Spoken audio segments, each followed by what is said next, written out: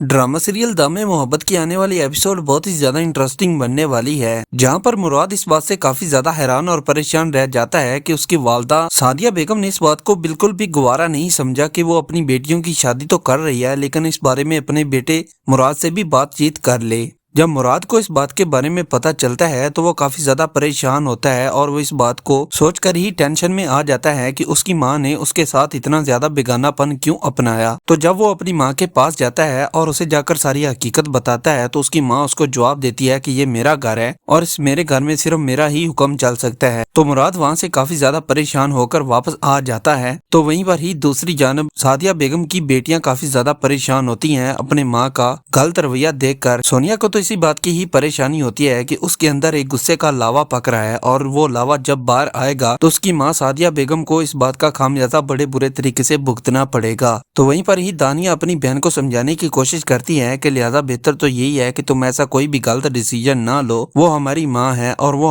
हमारे बारे में बेहतर ही सोचती है। लेकिन सोनिया को उसकी माँ की ये सारी बातें काफी ज्यादा बुरी लगती हैं। तो वहीं पर ही आने वाले एपिसोड में आप लोग देखने वाले हैं बिलाल, जिसके दिलो दिमाग पर सिर्फ लालच का ही भूत सवार हो चुका होता है। उसकी यही कोशिश होती है कि अरबाज के नाम पर जो भी प्रॉपर्टी बनती है वो उसे हथिया ले और उसे अपने बिजनेस में लगा दे। लेकिन जब तक शाहीन बेगम जिंदा है तब तक बिलाल अपने मकसद में कभी भी कामयाब नहीं हो सकता, क्योंकि शाहीन बेगम अरबाज को अपने बेटों से बढ़कर मोहब्बत करती है और वो उस बच्चे के साथ कभी भी जुल्म नहीं होने देगी। और वो बिलाल को हकीकत से वाकिफ कर देती है कि मेरे जीते जी तुम कभी भी इस मकसद में कामयाब नहीं हो सकते। तो आने वाली एपिसोड और भी ज्यादा इंटरेस्टिंग बनने वाली है, क्योंकि फराह और मुराद का आमना सामना होने वाला है। तो जैसे ही मुराद फराह को एक नज़र में देखता है तो मुराद को फराह से मोहब्बत हो जाती है, लेकिन फराह मुराद की बातों को आला टाला करने की कोशिश करती है, क्योंकि फराह बड़े अच्छे तरीके से जानती है बिलाल जो उसका बाप है वो इस बात के लिए कभी भी नहीं मानेगा कि वो अपनी बेटी के पसंद का रिश्ता तय करे।